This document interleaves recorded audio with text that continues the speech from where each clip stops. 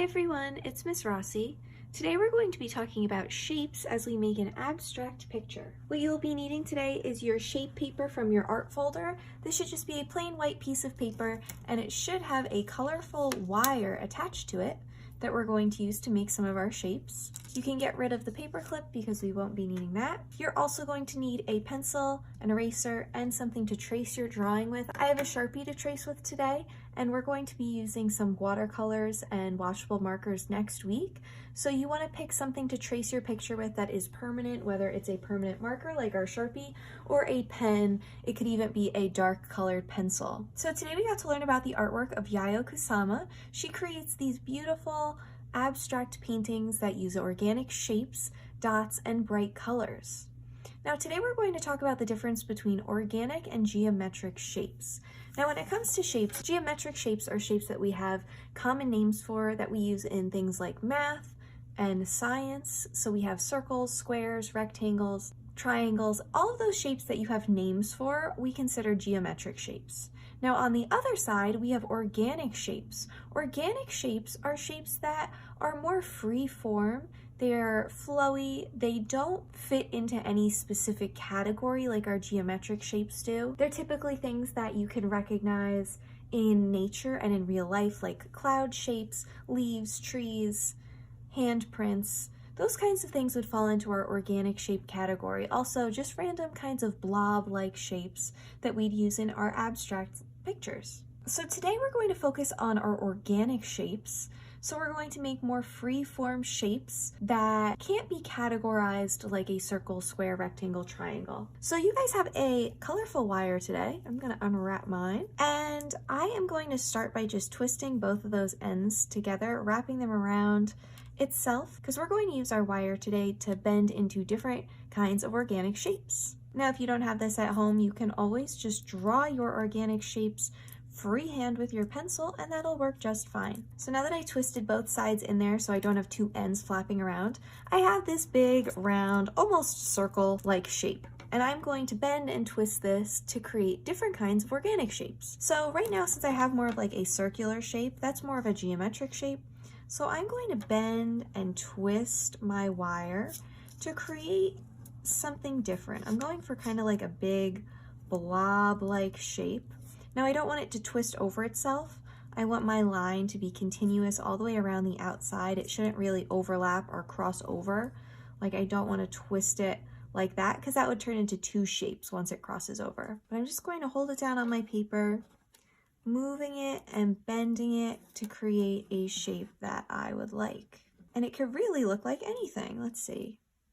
I kind of like the way that looks. It reminds me of like a ghost, but that looks pretty good to start. Now that I have a shape that I like, I am going to arrange it on my paper somewhere, and very carefully I'm going to hold it down with one hand and just let my pencil follow along the inside of my shape with the other. I might have to move my hands around. Now, since this is a three-dimensional thing that we are tracing, our wire is sticking up off of our paper.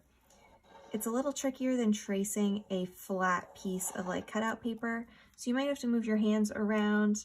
It might wiggle a little bit, but that's okay because it's just going to help create our organic shape if it keeps moving while we're tracing it. So now I have my first organic shape on my paper, and our goal is to fill up our paper with all different kinds of big organic shapes. So now that I have that one, I can start to bend and twist my wire to create another shape. And since I want to fill in my whole paper, I can kind of hold my wire around the shape that I already traced and create a new shape. Now I want something small to fit in this space, so I can twist my wire and overlap it and just trace this one smaller section that I just made. So I'm going to hold that down on my paper, doing the same thing where I just go around the inside carefully with my pencil. I can untwist, open my wire back up, and go to a new section.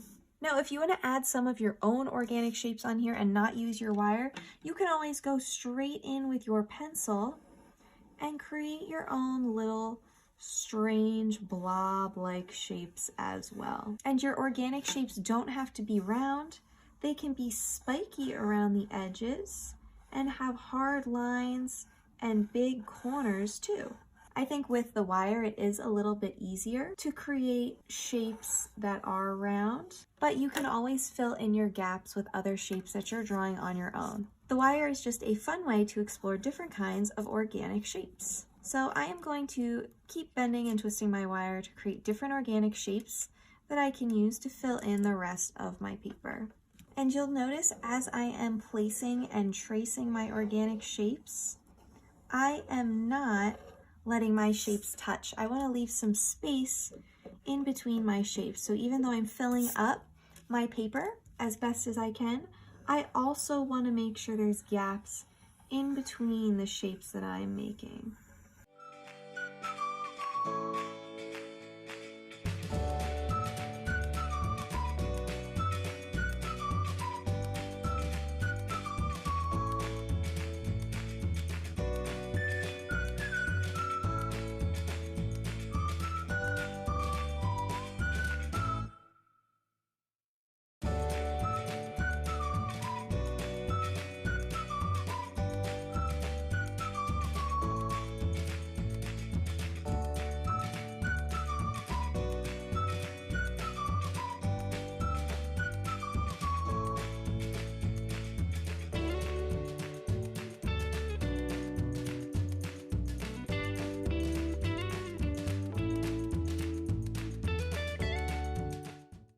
All right, now my paper is full of all of my different organic shapes that I have drawn, and I have space in between each shape.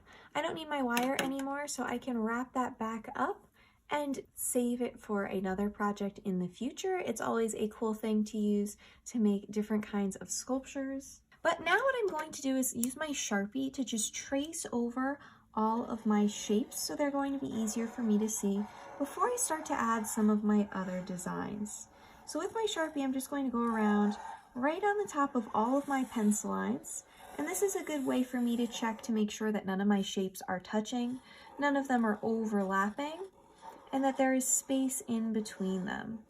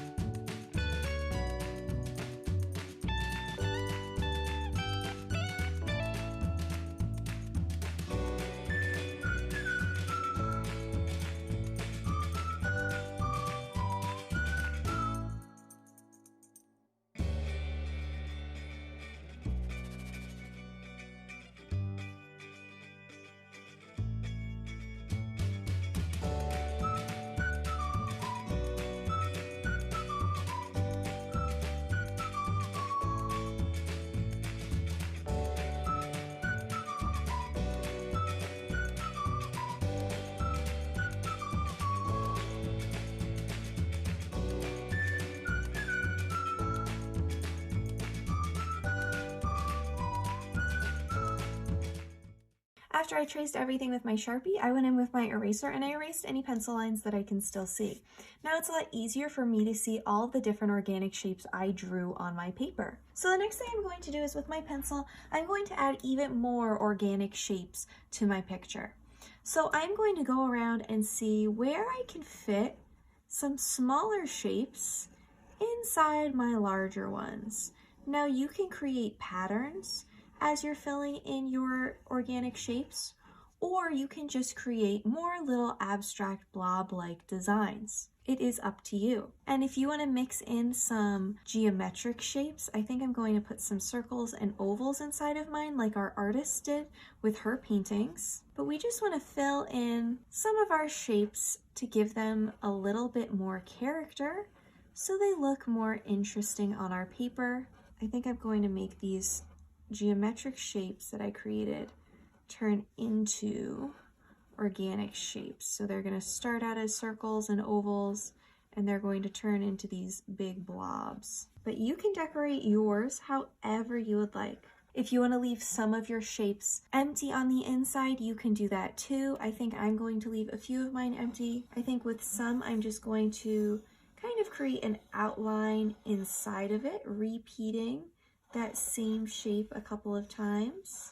It is totally up to you what you want your picture to look like.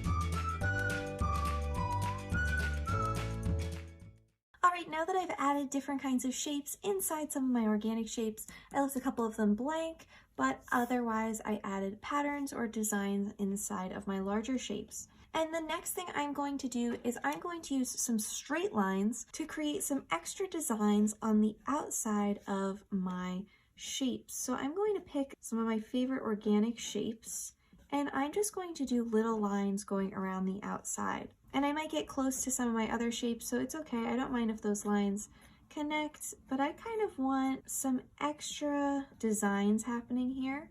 And I think these little lines create a nice sense of movement and variety on our paper to make things a little bit more interesting and different to look at. So I'm just going to pick some shapes kind of all over to add some lines. If you want to do little squiggly lines instead of straight lines, you can do that.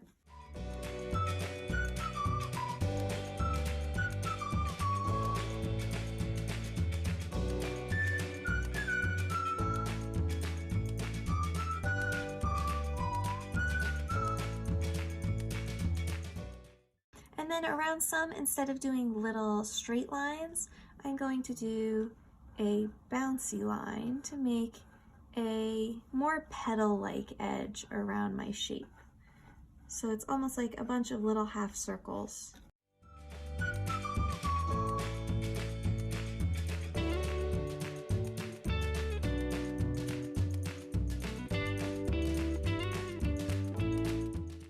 And you could do the same thing with a zigzag line instead of a curvy line where it's zigzagging up and down off of your shape to make it almost like spiky instead of round and bouncy like this. And again, I just picked a few to do that, and now I think that looks good. Again, I'm going to go back in with my Sharpie, trace over all of my pencil lines, and erase any pencil lines I can still see with my eraser.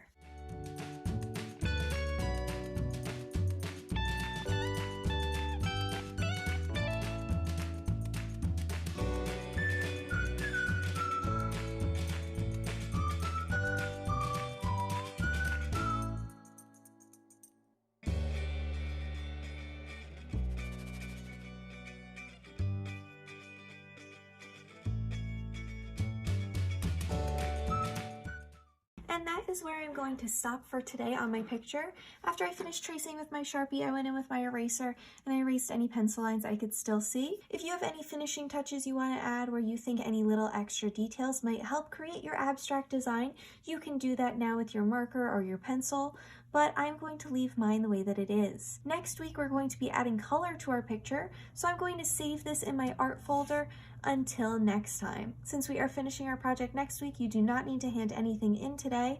Just make sure you save your project in your art folder until next time. I can't wait to add color to all of our crazy abstract designs next week. Try your best, have fun, and get creative, and I'll see you soon. Bye!